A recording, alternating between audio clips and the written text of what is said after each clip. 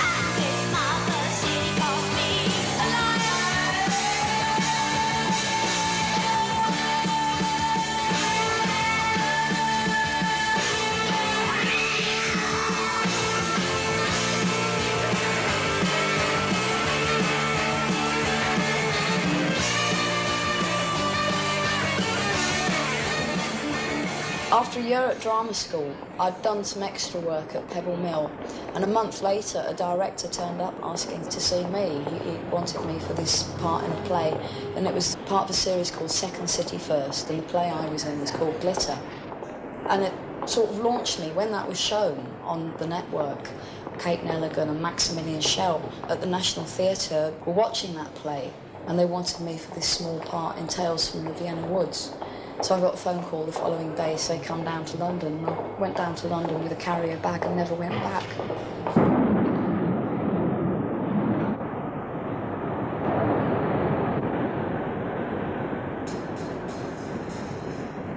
I had no money whatsoever. And I got this warehouse. And I just went out to all the rubbish dumps in the area and built the place. I want one double and 6 singles and 6 twins, please. Okay, right, okay, thanks very much.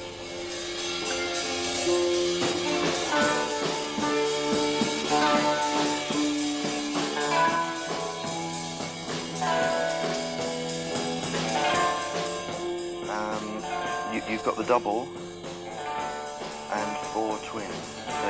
You don't have any singles.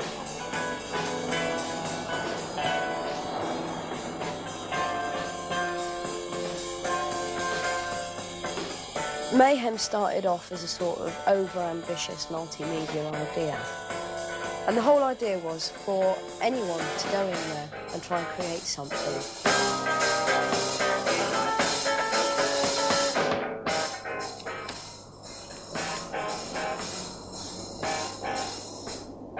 I love objects of mystique. I've got a head in my room, a head which tells you how to read bumps and things. I don't understand it, but I love to look at it. I like strange objects that mean things about religion, things that just conjure images up in my imagination.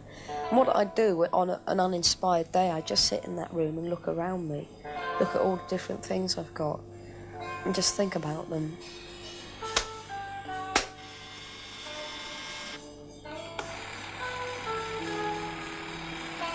Why don't you keep up with the times, Crabs? You're an antique like this place. What's the postcard, Mad? It's New York. And you can forget it. It just had the bread to calm the rest of the world. America's dead. It's never been alive. I met Derek Jarman one day because while I was at the National, this actor arranged for me to have tea with Derek. So I went along and I sat on a settee, and there was a script under there called Jubilee. And I just said, can I play the part of Mad in this, please? And Derek just said yes. All these ruins. All this concrete, brick and glass. And the people who made them are utterly forgotten. The prisons we live in today might have taken more than a day to build, but it doesn't take long to destroy them. You cow! My face! Go! It's fresh morning when you're by. Derek offered me Miranda, which is the first time I'd really ever experienced Shakespeare, and I was very frightened of doing it. But I refused to give it up because I like a challenge, and that was the biggest challenge in my acting career yet. What is your name? Miranda, my father, broke your Hester to say so.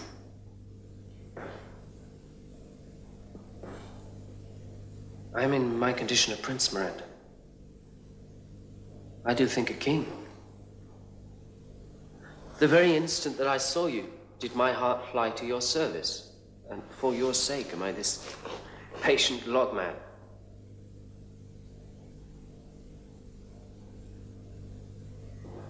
Do you love me? Beyond all limit. What else of the world to love, prize, honor you? I am a fool to weep at what I am glad of. Why weep you?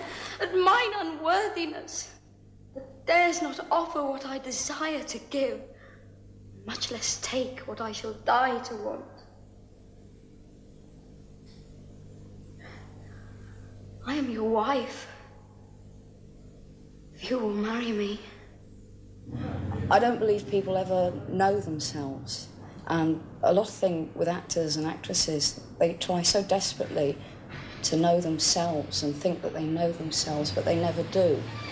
For me, when I act, I'm escaping from my own problems. It's kind of therapeutic for me, as well as, of course, being incredibly exciting. There's nothing better than being someone else. It's sort of deceiving. It's a childish instinct in me to lie. I like acting because it's lying. He ain't coming, your friend Carol. He turned off with his mates across Albert Bridge. He's gone across the river to Wandsworth, where he belongs. But don't allow juvenile delinquents in Chelsea after 9 o'clock at night. Oh, it's very pricey as Chelsea. Even council ain't cheap. He's outside. They're all outside. Well. He's looking up here. The others ain't. Maybe he's got to declare himself. I mean, he cannot lie, can he? He's fallen in love with Derek. Good. Let's do that again. Winterside is a funny place. It is a bit strange, isn't it? Sugar and Spice is about 4 or 5 women who go back to a prostitute's flat. There, a lift in the tension. One of the girls out of the window sees a gang of boys and invites them up. So the tension up to that point in that little section has been to do with Carol and the window and you watching whether she's going to the window or not. Ever since she came into the room, she's had her eyes on the window and you've had her eyes on her. I'm the man-hater. I fancy one of the birds and I arranged for her to have an abortion, and now I have her under my thumb. And it's about me manipulating her and another bloke to get all their clothes off, and then I start a great big fight. Carol is why we're up Chelsea. Carol is why we were on the pavement. That and Derek wanted to see the grounds on account that he is a football supporter, but Carol is why we were up Chelsea, ain't you, Carol? She does like a good life. She likes to have a bloke to look at. Eh? Thought we wasn't going to discuss me, Sharon. Do you live here alone, Suze? Oh, do you live here alone, Suze? What do you want to be? Receptionist or something? Oh, what do you want to be, Sharon? A security guard? I'm one of them girl muggers. I'm one of them girl muggers you read about in the Daily Mail. I hide behind bushes, split me trousers, jump out on men, hit them round the head and say, take me home, please. Look at it. Shut your face. Wind ignites, stars at midnight, sounds abuse into a broken street. Screens, sparks and neons back to life. Born to the city where your children are playing. And I think on the shoes of the darkness. A bowl of fruit painted by a man just gives you an image to look at, to think about, to stimulate your mind. I've put that down to music. You listen, you think, and you stimulate your mind without having it drummed into you that, oh, there's people out of work, there's people on the dole, there's people being murdered. So bloody what? There always has been, there always will be. I'm just trying to offer something different. I am not part of the old movement called punk. I am part of the future. Living won't survive. Charlie! Someone called Charlie. I don't care how the audience responds to me. I'm not there to tell them how to behave when I'm on stage. Of course, because I'm a woman, they want to grab my body and do vulgar things. They want to fantasize about me, which is fine because that's what my music is. It's pure fantasy.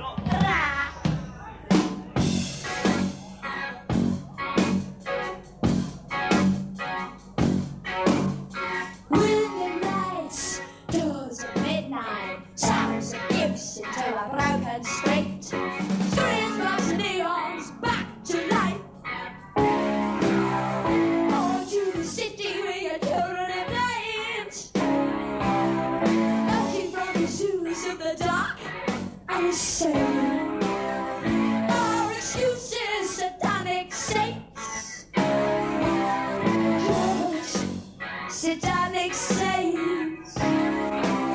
Sleep to sleep, be the saints. Penetrate your heart, slip inside. Set your soul on fire with cyanide. In your blue and flesh, seed will hide. To the nature body, gonna fight for our side. Living dead, they cannot die. Moving won't survive.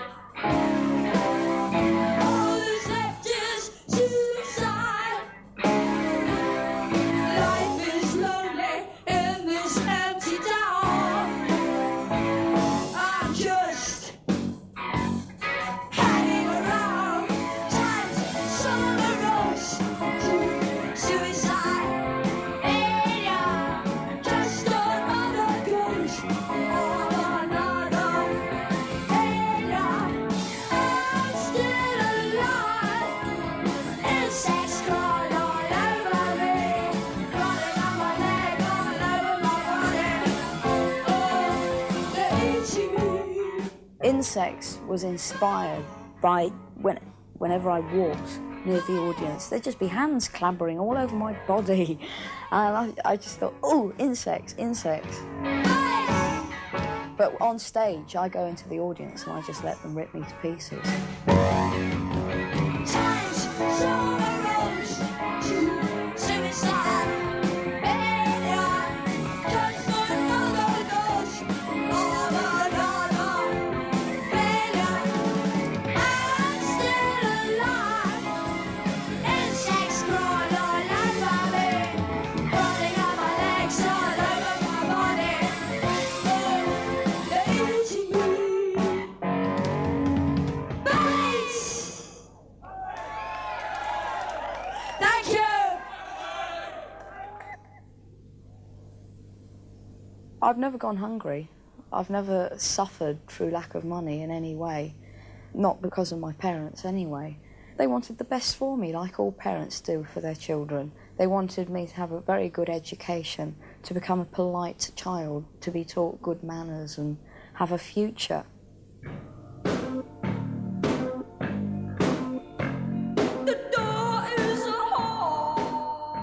When I was bullied at school, it was because of my character.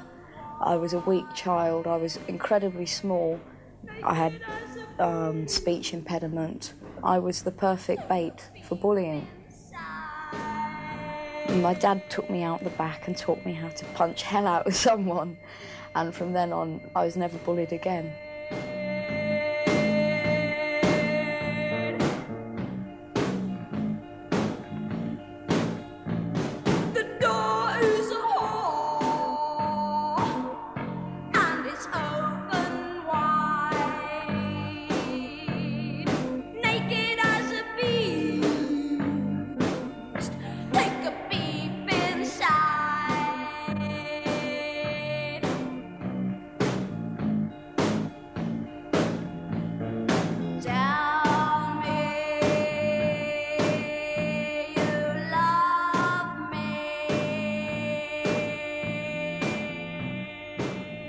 I went out with guys first when I was about 13 till I was 15, and I just stopped. I never actually went out with a woman or anything. I genuinely thought I was a lesbian, purely because I wasn't interested in men, but at the same time I wasn't really interested in women. And that's why I concentrated so hard on my career at such an early age. Tell me you love me, if not then tell the truth. Smiles mean friendship, but silence won't do. Silence won't do. Silence won't do. Silence. 32. 2 inches off my bust. I'll be flat soon. I actually have my clothes made, and I think I found a designer that works with my mind. To me, she's brilliant. And there's like... That's Melissa. Just plain flame tights, that's just but they've just got a seam across there. I don't think like a woman in any way, really. I do put makeup on, I do care about my appearance, and that's the only female thing about me. I think like a man because I work with men, and I don't like being beaten by men. I am a female chauvinistic pig, and I like to win. Music is an incredibly rough business. Going on tour and things like that will kill me within a year, I think, being on tour. It's the most knackering thing you can do. So acting helps bring me back down to earth again after doing a tour.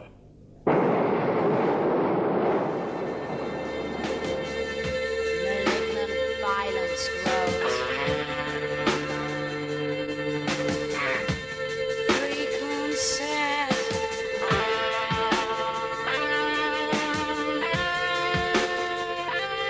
Visiting the night.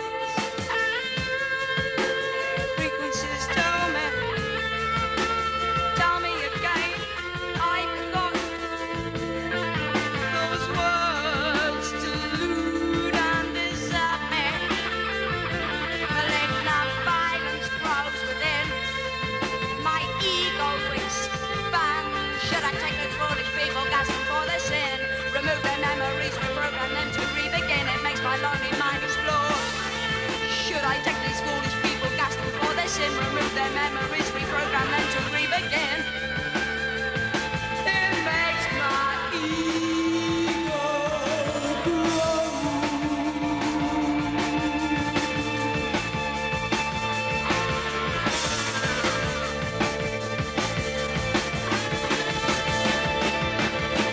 My lonely mind explodes yet again. I see strange things no one has explained. Misty auras of my friends. My insight on destiny dreads unseen.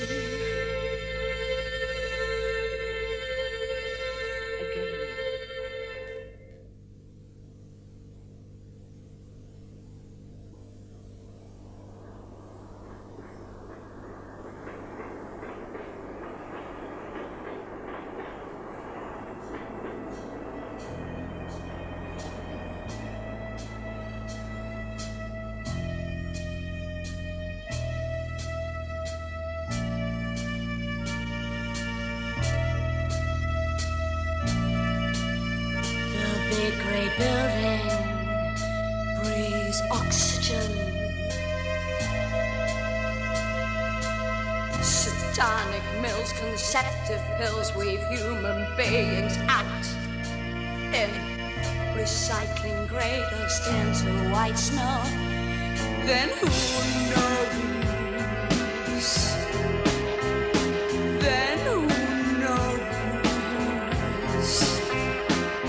The grey building breathes grey vapors into cold, icy skies. Cold, icy skies. Crystals form in the grey buildings, hollow eyes.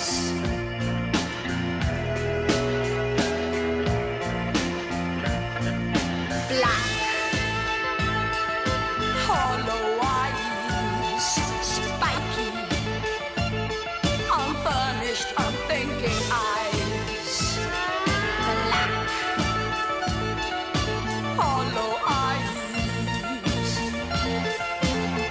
The red brick building competes with war, cuts down the infants that crawl across its floor. The young, the old, the red, the grey, wars cannot alter what's here to stay. Disillusionless.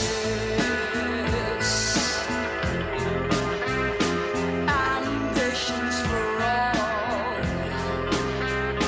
In through the skies, in through my eyes. Black, hollow eyes, spiky, unfurnished, unthinking eyes. Black, hollow eyes.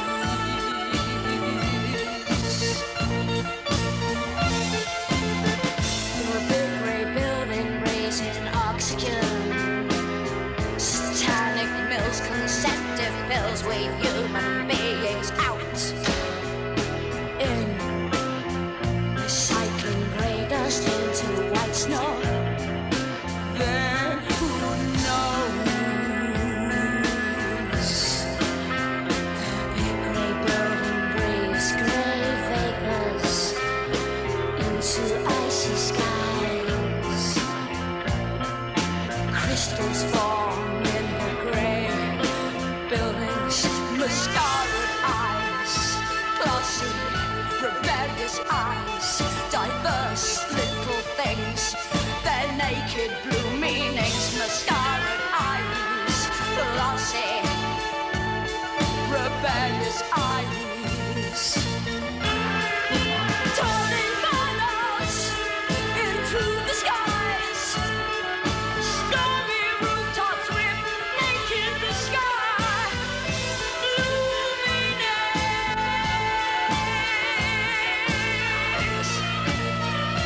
Ambitions for all. In through the skies. In through my eyes. In through the skies. Luminaries. 9, 8, 7, 6, 5, 4, 3, 2, 1, anti-play. 30 seconds. Camera 2 next. I'll be mixing to it. 20 seconds. 15. Counting out of TK. 10, 9, 8, 7, 6, 5, 4, 3, 2, 1, 0. And cue him.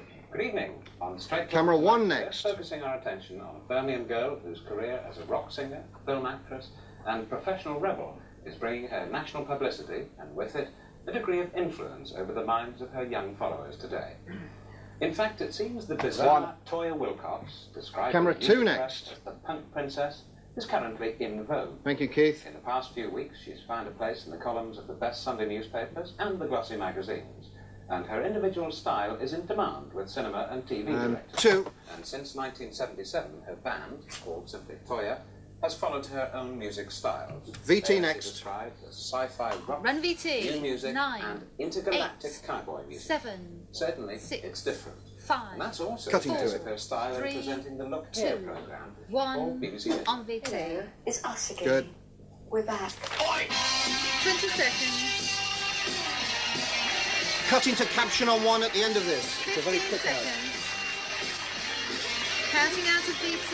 10, 9, 8, Hi, here we are, back in the 80s with a brand new 5, series of Look Here. 4, In the 3, next 8 weeks, we'll be 2, featuring some of the 1. best bands in the million. And 1. Toya, however, is more than just an image. She has strong views about matters which affect young people and worry parents. And opposite her are 3 people who don't necessarily share all her views. Roger Perks, as a headmaster, Toya had some fairly sharp criticisms of the educational system that let a bright and articulate youngster like her slip through the net. Yes. Are you disturbed by that? I'm disturbed as a professional, yes. So what I would like to ask Toya is, as a young girl from a wealthy family, you went into the risks business. Had you failed, you could have always fallen back into the bourne of your family. No, I couldn't. I was too proud. Were you? I was unhappy because I knew I wanted to act and sing. The school I was at didn't take that ambition seriously at all, and they wanted me to be like everyone else in that class. The only thing I was encouraged to do was to pick a rich man, do needlework and do cookery. I was chucked out of art lessons when I was about 14, and it really upset me because I loved art. And after that, I just said, well, good riddance to you, because I don't need this schooling to get me where I want to go. But when I find out about your, sort of in-store promotion in a certain chain store, for instance, this coming week with the album Blue Meaning, and I see you in a series such as Shoestring, I'm wondering whether you're not becoming the victim of the system which you're trying to criticise. I am naive, but I'm naive in a way that I'm protecting myself from becoming too bitter.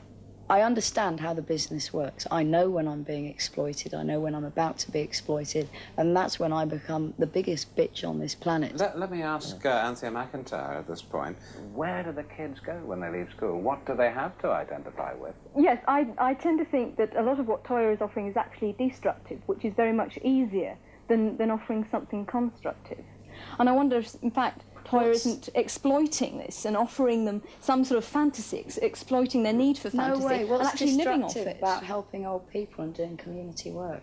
Well, That's that isn't exactly what one would identify with your image. Well, true, but as everyone's been saying, not everyone can get up on the stage and be successful. It does take a lot of luck, which is what I've had. Do you not think that perhaps you use punk as a little bit of a tag? You have been tagged as the professional punk to get your own I do career not up. use punk whatsoever because my philosophies are so different. My morals are so straight. It's unfortunate, as you say, I'm punk not was punk, treated in I'm a the modern media. woman. I also think you're cleverer than some of the people you accuse in the music business as well. Thank you. What a nice man. Let me come back to Anthea, though, because you said... I don't feel the need to sort of dye my hair. I don't feel the need to project an image. Because I was interested, Toya says that she wants to be herself. And yet, you're also talking all the time about creating an image and projecting an image, as if you have to impress people all the time. It's not. Is that really necessary? And is it, being a modern woman, necessary to sort of force it down everyone's throats? Oh, I'm not forcing it down anyone's throat. I just happen to be pretty loud in the way I look, and it gets jammed down people's throats.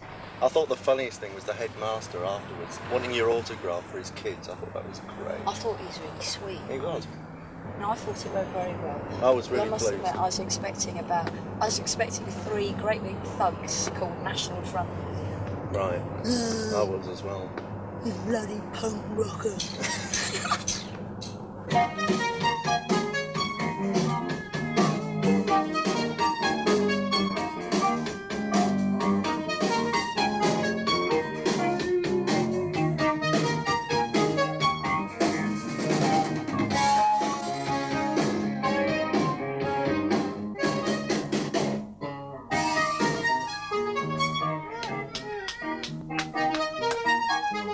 Decidedly tacky.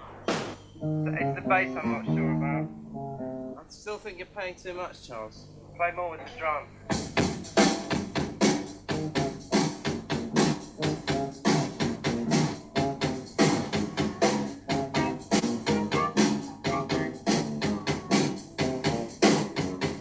Charlie, the bass needs to be a bit more sustained in the way it's played. 2 years ago now, we did a gig at a theatre called the ICA Theatre, and we got amazing reviews for it.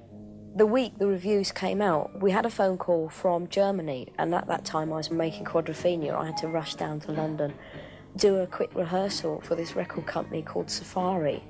They asked us to sign there and then. It meant we could become professional. We'd have regular money coming in, and we could do more concerts and things. I wasn't excited because I was worried about record companies and being ripped off and things like that. So now we've had 2 years experience. We know our capabilities. We know where we want to go. And it's all thanks to Safari allowing us to grow within our own time. Still too busy. It's not punchy enough. The rhythm's being overshadowed by what you're doing. Leave out the third note. Du du da da. Du du da da.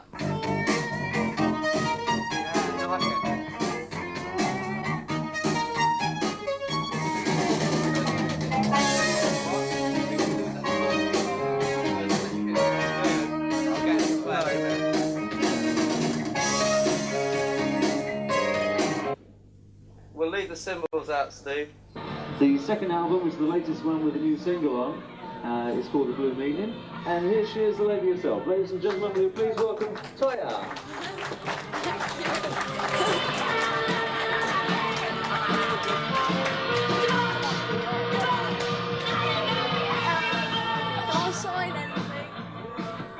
I can't help it if I have so much charisma I wipe 4 blokes off the stage, and I don't believe that's true. If people prefer watching me, it isn't through my doing. I say this with all due respect to the band, I work harder than any of them. And it's up to them to keep up with me if they want as much publicity as I get. Hi, you! As per usual, I've forgotten your name. Sid! Why, of course, the immortal one. There's still a Black Lulu. We've both done what I've done. I don't know if I'm multimedia or not. I am slightly jack of all trades, but I am most definitely an actress and a singer. Now, if that means multimedia, yes, then I am. You have to package yourself. It's a form of presentation. You have to present yourself in something acceptable.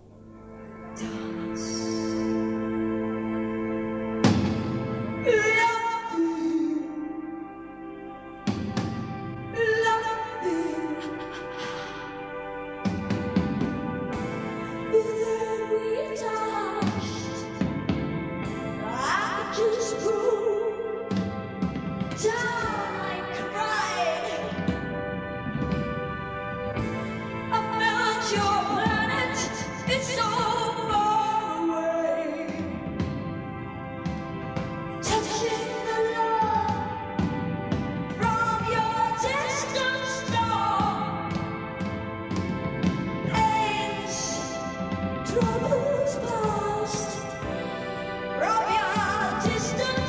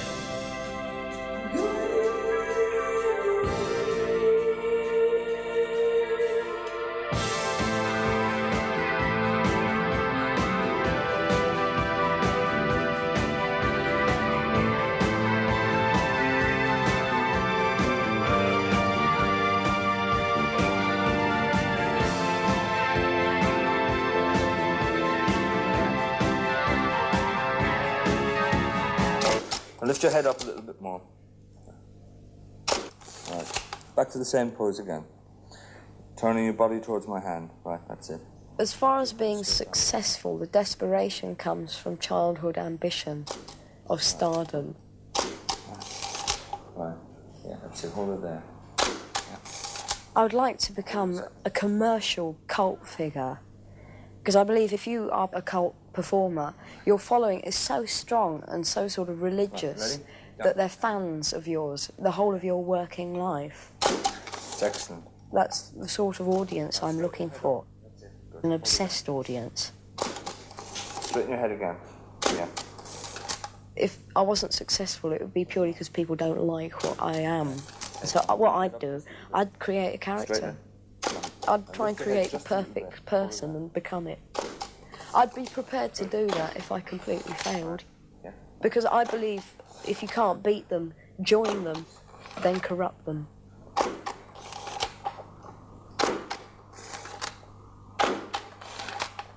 Acting and singing are equally important, that's why I do them. Acting doesn't take up 24 hours a day, and music doesn't take up 24 hours a day, and that's what I like. I like being busy the whole time. I like having to think the whole time. When I'm at my tiredest, I get my best ideas. So if I had to do one career, I'd find it incredibly frustrating because it wouldn't satisfy my imagination enough.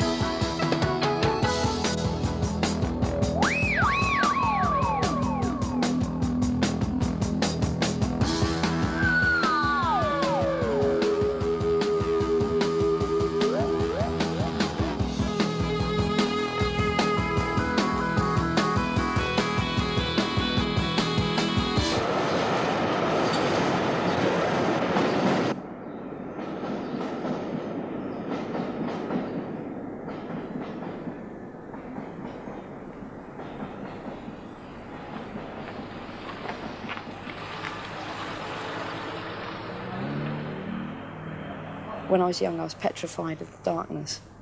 I used to go to bed, then the door would slam and there'd be footsteps round and round and round my bed for hours. And then suddenly something would push me down into the bed, then let go, so I bounced on the bed. And then whisper something in my ear, which I'm not going to tell you about. It's not very nice, quite obscene. I conjured up this image, and it became a repetitive nightmare after a while. Then a year ago, I was given a book called The Necronomicon by H.R. Geiger. It's the equivalent of the Bible, that's its importance, but it takes a much more naturalistic view on the creation of life.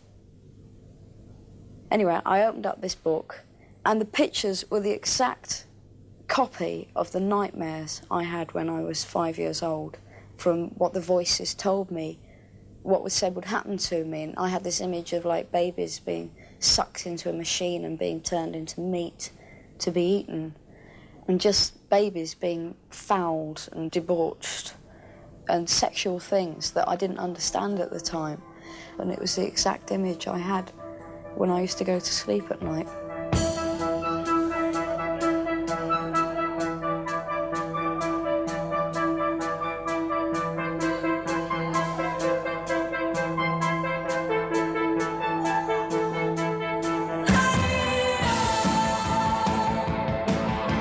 Say